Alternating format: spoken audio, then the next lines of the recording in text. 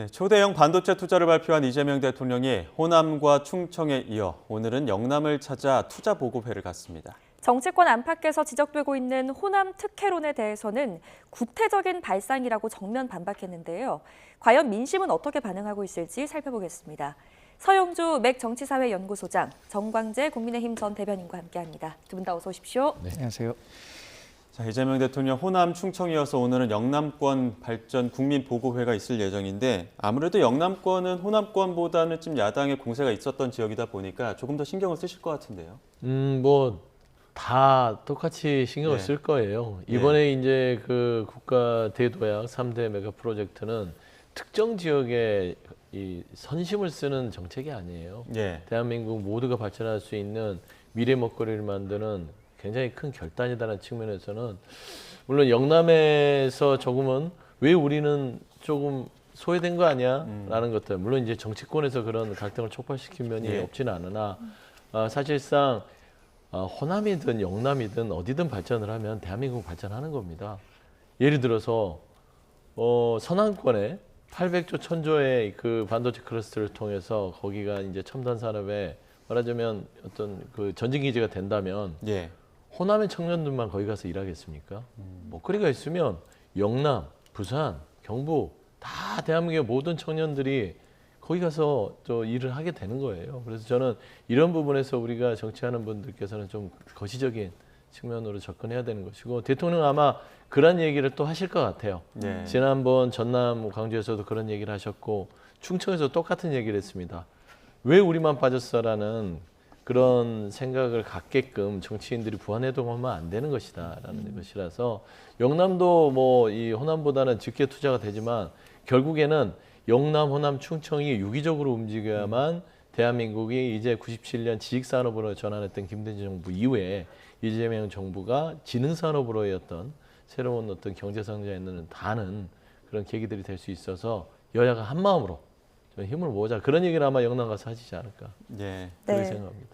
이 정치권의 공방 속에서도 이재명 대통령은 지금 투자 기업들을 향해서 적극적으로 치켜 세워주고 있습니다. 어제 충청권 보고회였죠. 이재용 삼성전자 회장이 참석했는데 이재용 삼성전자 회장의 투자 계획을 듣고 고 이병철 회장의 그 도쿄 선언이 생각난다 이렇게 이야기를 했거든요. 어떻게 보셨어요?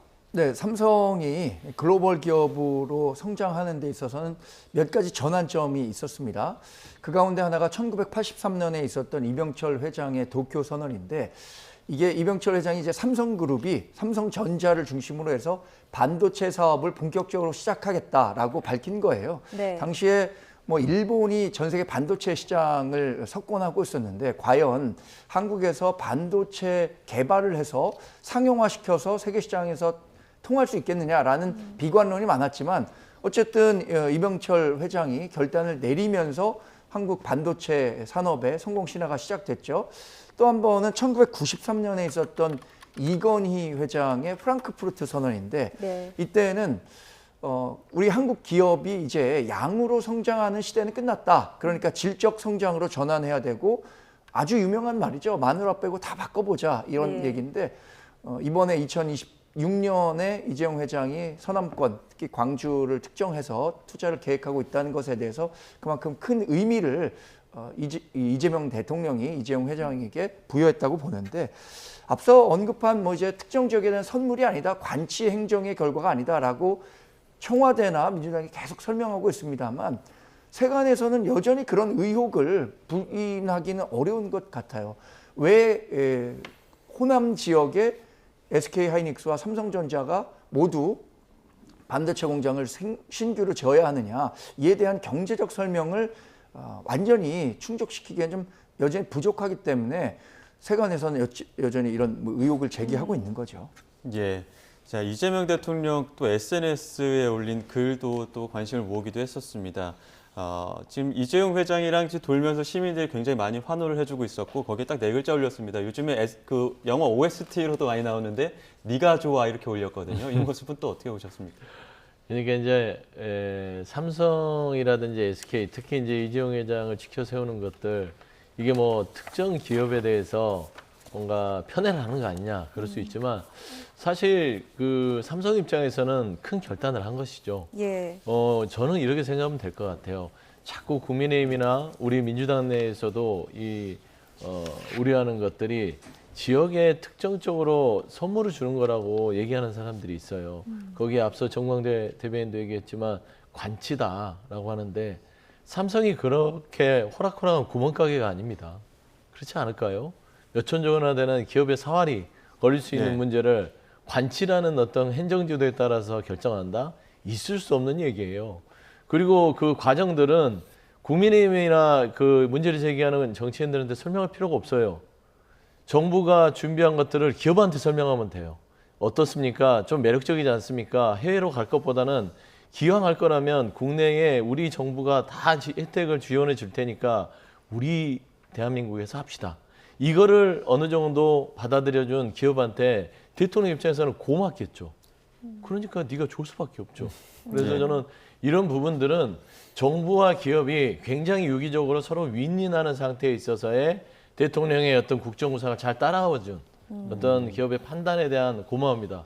저는 나쁘지 않은 것 같아요. 예전처럼 밀실에서 데려가다가 당신들 내 말 안 들으면 세금 말하자면 국세청에서 예. 세금 조사하고 그럴 거야 해서 했던 시대가 아니라는 점에서는 저는 이렇게 투명하게 국민들한테 기업가 잘 가는 모습들을 보여주는 것이다. 이게 사실 우리가 본받아야 될 정치 행정의 모습이 아닐까라는 생각을 좀 합니다. 네. 삼성전자 측에서도 그리고 투자하는 기업 측에서도 실리적인 어떤 계산이 있었을 것이다라는 평가이신데요. 지금 국민의힘에서는 그래도 여전히 관치 개입에 대한 그 의혹을 제기하고 있습니다. 이진숙 의원, 국민보고에 참석한 그 최태원 회장의 얼굴 표정 사진을 공유하면서 표정은 거짓말하지 못한다라고 글을 올렸습니다. 저게 어떤 기업의 속마음, 속사정을 대변해 주는 겁니까? 아니면 정말 별것도 아닌 그 찰나의 표정을 가지고 트집을 잡는 겁니까? 글쎄 모든 기업 결정에 대한 결과는 저는 자본시장, 특히 시장에서 평가한다고 생각합니다.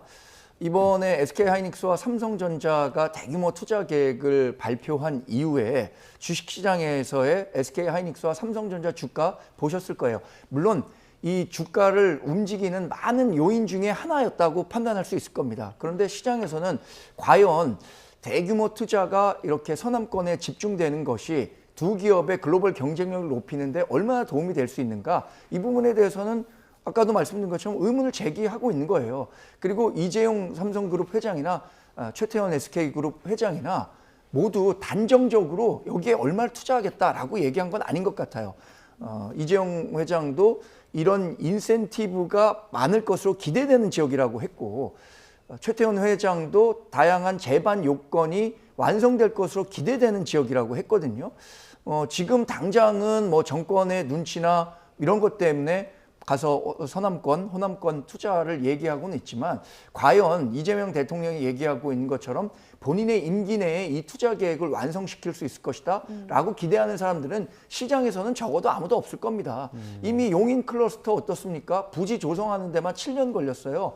아직 완성이 되지도 않은 상태에서 지금 얘기하고 있는 정부의 대규모 투자 계획 과연 현실화될 것이냐 이거 투자를 하지 말라는 게 아닙니다. 그러나 그것이 이루어지기 위해서는 기업들이 자율적으로 해야지 어떤 특정 분야의 지역을 이렇게 관치 아까 얘기하는 행정지도 이런 영역으로 가져갈 영역은 아닙니다. 예, 근데 홍준표 전 대구시장도 참전을 했습니다. 어떻게 보면 이준숙 의원 이제 대구에 적을 두게 된 의원인데 이준숙 의원의 저런들 발언들을 두고 이제 국토 대개조 사업인데 여기에 반대하는 건 마치 경부고속도로 반대할 때 그 야당 모습이다 이렇게 지적했거든요. 어떻게 보셨습니까? 그러니까 홍준표 전 대구시장의 발언이 정상적인 보수의 모습이에요.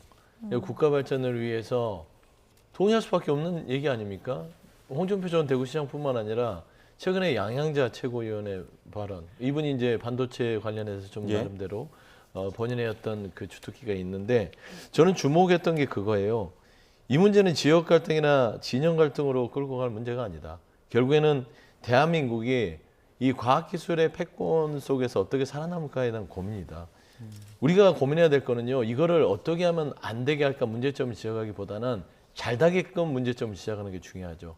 서남권에 갔을 때 입지 조건이 정부가 잘 마련할 수 있느냐, 그걸 준비를 잘했느냐, 그거를 가지고 와서 우리가 들여다보고 얘기를 해봅시다. 정말 삼성이 수천조의 돈을 했을 때 그 입지 조건이 잘 받쳐지지 못하면 우리가 이 국가 대기업의 프로젝트를 성공하지 못합니다. 이게 보수의 살 얘기예요. 근데 관치다. 팔을 비틀어서 갔다. 이거는 진영 갈등을 초래하는 아주 하급의 어떤 발언 아니냐. 저는 그런 면에서 보수의 원로인 홍준표 전 대구시장 얘기를 잘 했었고 양양자 최고도 이런 얘기를 또 덧붙였죠. 지금 미국, 중국, 대만, 일본이 뛰어든 국가 간 반도체 패권 전쟁이다. 해외 투자가 기술 유출과 인재 유출로 이어지지 않도록 대한민국 안에 투자할 수 있는 환경을 만들어야 한다. 이게 핵심이에요. 그래서 저는 이 삼성이나 SK가 이런 결단을 했을 때 과연 정부가 여야가 서로 머리를 합해서 잘 갈 수 있도록 좀 지원을 해야지. 무슨 이게 좀 뭐 관치냐 아니냐, 그 밀실에서 했냐, 서류 내라, 이거 안 될 것 같다, 구체적 계획이 없다. 심지어 최태원 회장 관상을 왜 봐요? 표정을. 원래 저분 뚱합니다, 표정이. 그래서 저는 좀 합리적으로 좀 접근했으면 좋겠다는 좀 말씀드려요. 네, 홍준표 전 대구시장 단 이번 그 대통령 투자 계획에 있어서 대구가 빠진 것은 좀 아쉽긴 하다라는 단서를 붙이기는 했습니다. 자, 근데 지금 이 대통령이 일각의 이런 호남 특혜론에 대해서 그리고 관치개입 의혹 제기에 정면으로 반박하는 목소리 앞서 저희가 전해드렸었는데요. 직접 한번 듣고 오시죠. 이게 선물 나눠주는 게 아닙니다. 여기 한 개, 여기 한 개. 그런데 이거 왜 나눠주지 않냐 이렇게 접근하면 안 되죠. 주민들은 섭섭할 수 있죠. 그러나 정치를 하는 사람들이 그런 식으로 같이 거기 부안해동에서 같이 화내고 그러면 그 동네가 발전이 되겠습니까? 요즘 세상에 압력 넣는다고 기업들이 옮겨오는 데가 어디 있습니까? 관치 행정하던 그 시절 생각으로 이렇게 압력 넣어서 아니면 막 강제로 이렇게 할 수 있겠다 이렇게 생각하는 것 자체가 구태죠. 그렇게 하면 살아남을 수 없습니다. 야당에서 계속해서 제기하고 있는 의혹에 대해서 꽤 단호한 얼조로 정면 돌파한 것으로 보이는데 어떻게 보셨어요? 근데 지금 이재명 대통령께서 말씀하신 내용은 국민의힘이 주장하는 것에 대한 반박이 아니라 네. 오히려 정청래 민주당 전 대표와 이원택 전북지사가 얘기한 것에 대해서 반박한 것으로 정치권에서는 해석하고 있는 것 같습니다. 저는 국민의힘에서는 당연히 이런 문제 제기할 수 있다고 생각합니다.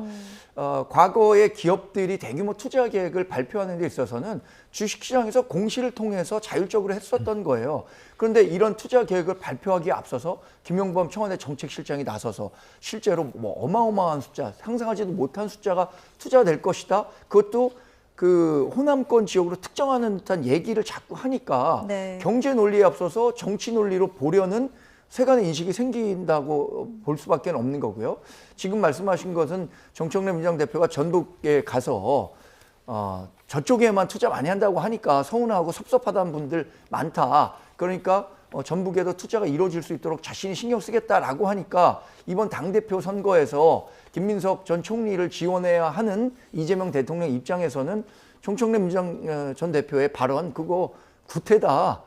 그런 거 아니다라고 반박하고 있는 거잖아요. 그래서 이 얘기를 듣고 있는 정청래 민주당 전 대표가 상당히 좀 당황스럽겠다라는 생각이 듭니다. 말씀하셨던 그 정청래 전 대표의 녹취를 저희가 준비를 했습니다. 어떤 이야기를 했길래 지금 정치권에서는 지금 말씀하셨던 그런 해석들을 내놓고 있는지 전재수 부산시장 당선인의 발언까지 묶어봤거든요. 한번 들어보시죠. 시장에서 만난 전북 도민들이 좀 서운하다고 이번에 광주 전남에 주로 많은 것을 투자하고 전북은 뭐냐 이런 말씀을 많이 하셔서 전북 도민들께서 좀 상실감이 많이 있으시고 그런 부분에 대해서 앞으로 정부와 당에서 신경을 많이 쓰고 크게 도움이 될 수 있도록 최선의 노력을 다하겠습니다. 그거가 와 글로 가노, 네. 와 우리는 없노 이래 보면 이게 답이 없습니다. 예. 그래서 제발 좀 정쟁할 것과 정쟁하지 않아야 될 것들은 예. 구분하는 것이 좋겠다. 그렇게 해버리면 투자하려고 하는 기업들이 좀 위축되지 않겠습니까? 네, 저희가 그 전재수 부산시장의 발언을 묶었던 게 같은 여당 인사지만 근데 전재수 의원 같은 경우에는 이렇게 서운한 민심을 좀 다독이거나 수면 아래로 가라앉게 해야 되는데 지금 정청래 전 대표의 경우에는 수면 위로 올렸거든요. 이 문제를 지금 야당에서는 계속 얘기하고 있는 것 같더라고요. 그렇죠. 사실 이제 정청래 전 대표의 그 자료화면은 아마 백플 같아요. 현장에서 했던 발언은 사실 부추겨 오른 그 영상이 있죠. 먼저 맞습니다. 얘기를 꺼냈습니다. 예. 전북은 소외됐다는 식의 얘기죠.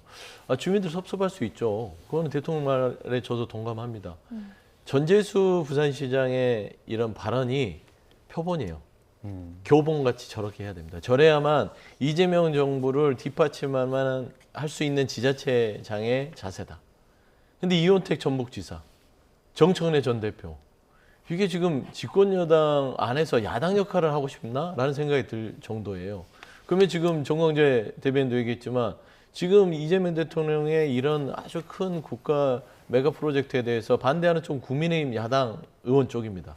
그럴 수 있죠, 야당이니까. 하지만 조금 이제 참 수준은 좀 떨어지지만, 근데 전직 당대표가 이재명 대통령이 뭐 좀 하겠다는데 왜 전북에 가서 주민들을 추동을 하느냐. 달래도 모자랄 판에. 결국에는 전당대회에서 이런 갈등을 부추겨 올려서 표를 얻겠다는 거 아닙니까?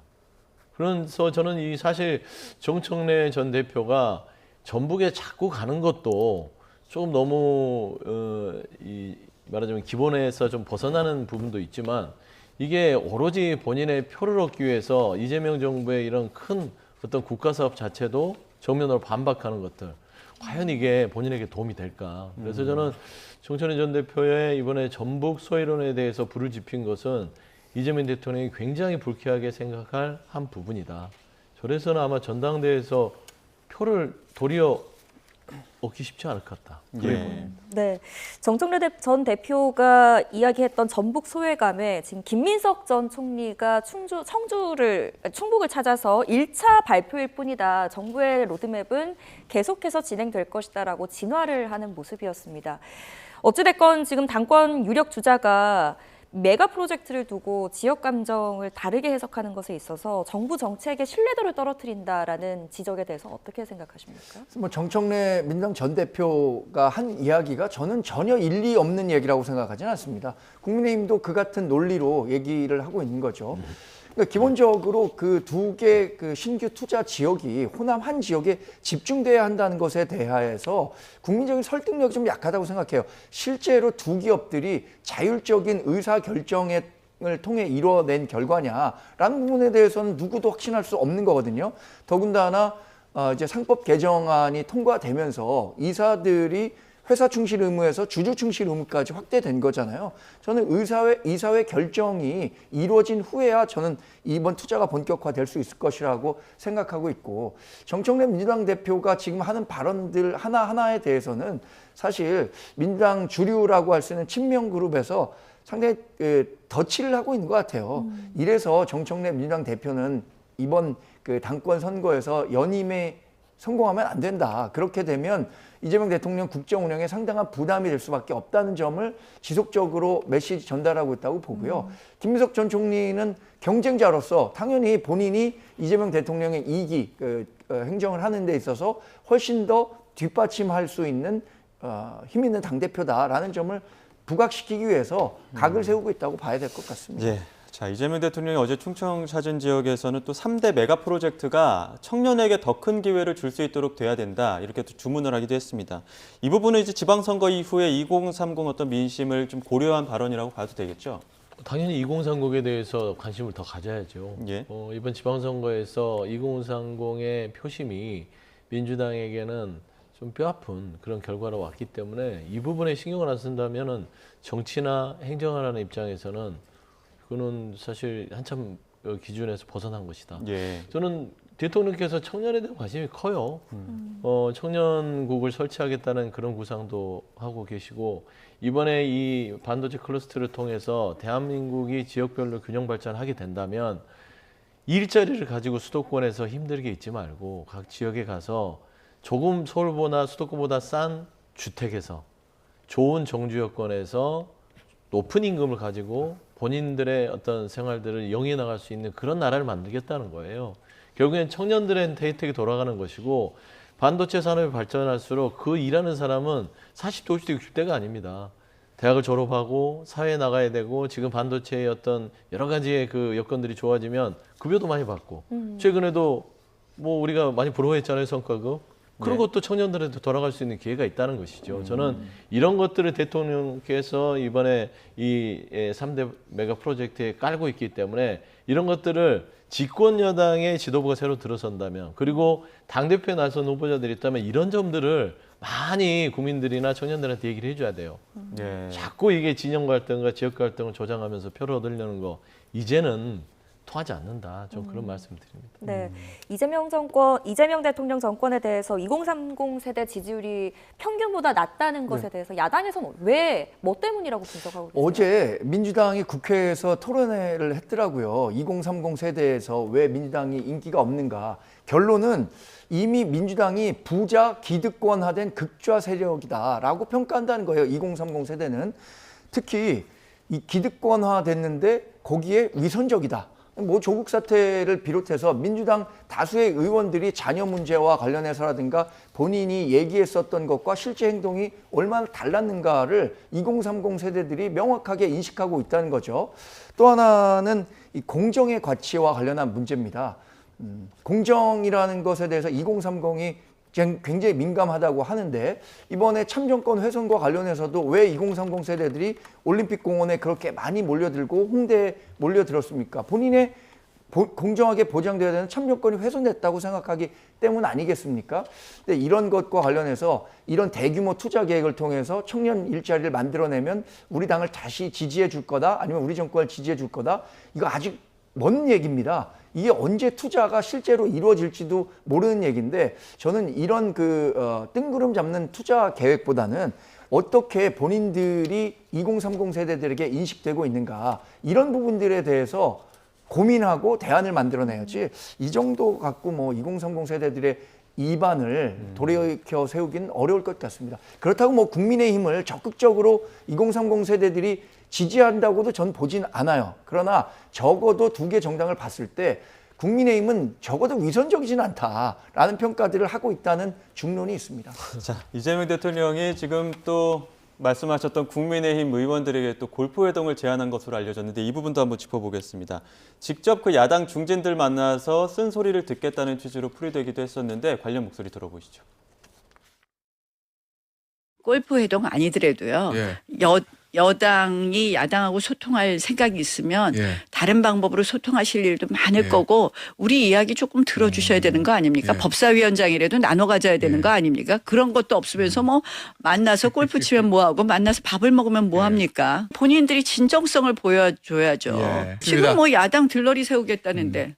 현재 뭐 여야 간의 정치가 극단적으로 장동혁 대표 체제에서 너무 극단적으로 해 나가면서 현실적으로 해결해야 될 여러 가지 주요한 뭐 경제, 외교, 국방, 문화 이런 문제들에 대해서 서로 논의를 못 해 나가니까 그래도 야당 내에서도 그런 얘기들을 같이 좀 얘기를 했으면 좋겠다. 그런 취지라고 보고 과거에 민주당이 야당이었을 경우에도 그런 제안들이 꽤 있었다. 김영진 의원의 짧은 설명이 있었습니다만 지금 이 시점에 이재명 대통령이 골프 회동을 제안한 건 어떤 취지라고 봐야 됩니까? 일단 뭐 여의도의 정치권이 사실 대화 타협의 정치가 사라졌기 때문이겠죠. 더 이상 여의도가 정치가 작동하지 않기 때문에 대통령이 직접 직거래하겠다라고 저는 좀 생각이 돼요. 나쁘지 않아요. 만나서 뭐 얘기를 해야 오해를 하든 오해를 풀든 이해를 하든 시킬 거 아닙니까? 나경원 의원도 중진 의원으로서 저런 태도 좋지 않아요. 그러니까 골프 회동이라는 것들이 골프라는 운동 특성상 4시간, 5시간을 걷다 보면 사실 뭐 테니스나 탁구는 앞에 있으니까 얘기할 시간이 없잖아요.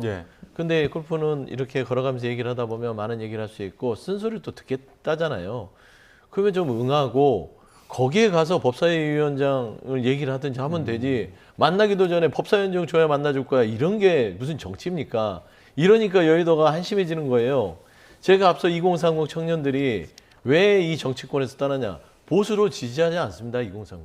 그냥 기득권들이 싫어요. 여의도가 맨날 쌈박질만 하고 우리의 삶에 대해서 무관심하기 때문에 2030들이 떠나고 있다고 우리는 보고 있어요. 민주당이 집권여당이니까 더 책임이 있는 것이죠. 쉽게 얘기하면 뭐 공정, 위선 이런 것보다는 청년층은 단순합니다.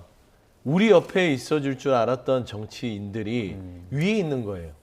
위를 바라봐야만 볼 수 있는 정치인들이 지금 보수 진보 허다합니다. 그걸 보통 꼰대라고도 얘기를 하고 좋은 말로는 기득권이라고 하죠. 그러니까 꼰대와 기득권의 젊은 청년들은 무조건 싫어요. 저도 돌이켜보면 젊었을 때 꼰대 기득권 싫어했어요. 저항했고요. 그러니까 결국 정치권이 2030의 어떤 마음을 잡는다는 건 태도의 문제다. 옆에 있어라.